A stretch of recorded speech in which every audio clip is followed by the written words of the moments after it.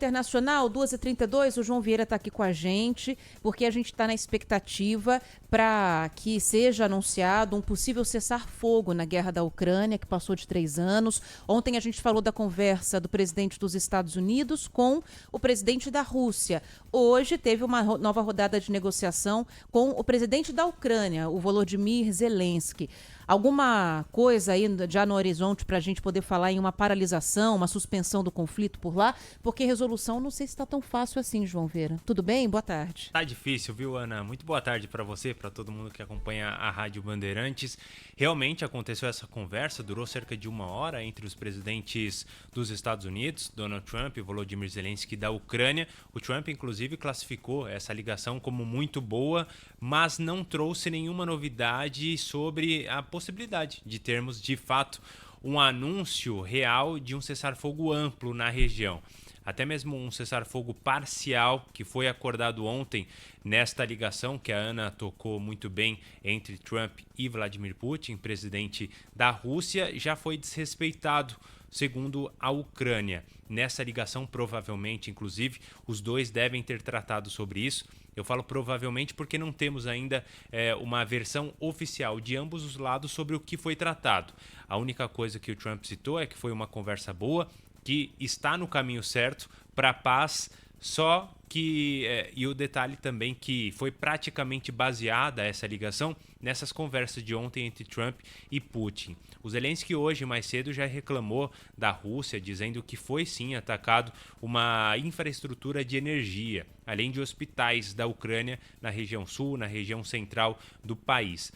A questão da infraestrutura e a questão da infraestrutura energética é onde pega mais atualmente, porque o Putin tinha garantido ontem que não atacaria mais essas regiões, pelo menos pelos próximos dias. E a Ucrânia também atacou poços de petróleo da Rússia, ou seja, os dois lados quebrando esse laço que de certa maneira havia sido fechado ontem entre Trump e Putin, mas claro, com a participação da Ucrânia. De maneira prática, nada nos leva a crer que a paz vem por aí. Bom, temos que acompanhar também a situação em Gaza, onde houve também a suspensão do acordo de cessar-fogo.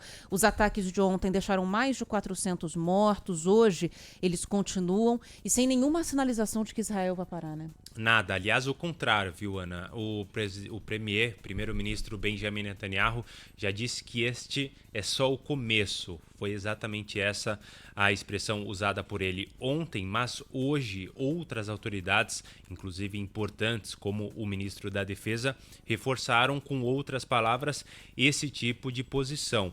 O Israel Katz, que é o ministro da Defesa, disse que enquanto o Hamas não devolver os reféns que ainda estão em poder do grupo palestino, Gaza, inclusive os civis da faixa de Gaza, vão pagar o preço inteiro dessa guerra, dando indícios de que esse número de 400 mortos vai crescer ainda mais. Números, claro, que foram divulgados pelo Hamas, que tem uma parcialidade no conflito, mas que outras organizações internacionais e países também se baseiam nesse número para mostrar o tamanho da catástrofe lá no Oriente Médio.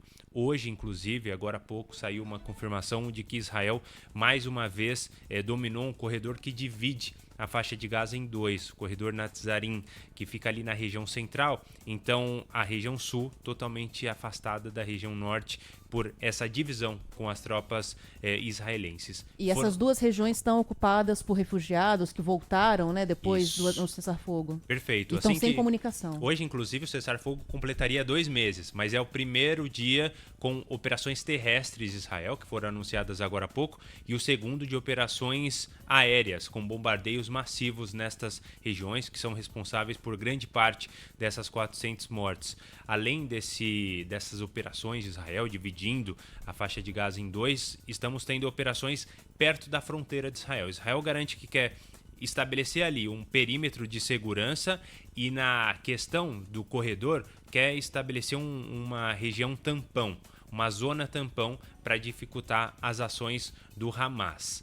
O Hamas disse que é Israel que está violando o cessar-fogo, mas fato é que agora, ao que tudo indica, os combates vão voltar e vão voltar com muita força Enquanto isso, muitos civis morrendo e aqueles sequestrados pelo Hamas seguem desaparecidos, né? Seguem ali sob o comando do Hamas, mas não sabemos exatamente onde. Provavelmente em túneis subterrâneos que são usados em larga escala pelo grupo palestino. E aí, obviamente, que a soltura de reféns para, né? Para, totalmente. Não há... Aliás, é até interessante a gente falar, porque no começo deste mês se encerrou a primeira das 3 fases do cessar-fogo. Só que a segunda não começaria imediatamente. Eram necessárias negociações. Essas negociações aconteceram de maneira muito frágil. Não à toa, a guerra voltou. Israel garante que só retomou os ataques porque nessas negociações, a todo momento, o Hamas negava propostas, então o governo israelense diz: agora as negociações só vão acontecer sob fogo, outra expressão usada pelo primeiro-ministro Benjamin Netanyahu. Então, tanto na Europa, lá no leste europeu, quanto no Oriente Médio, está bastante complicada a situação. Até no leste europeu com um pouco mais de conversa, mas no Oriente Médio, conversa praticamente zero neste momento. Tá bom, vamos acompanhar, João. Obrigada, viu? Valeu, Ana. Bom trabalho para você. Valeu. Aí ao longo do dia de hoje, que deve ter novidades ainda. É isso. 2h39, vamos seguir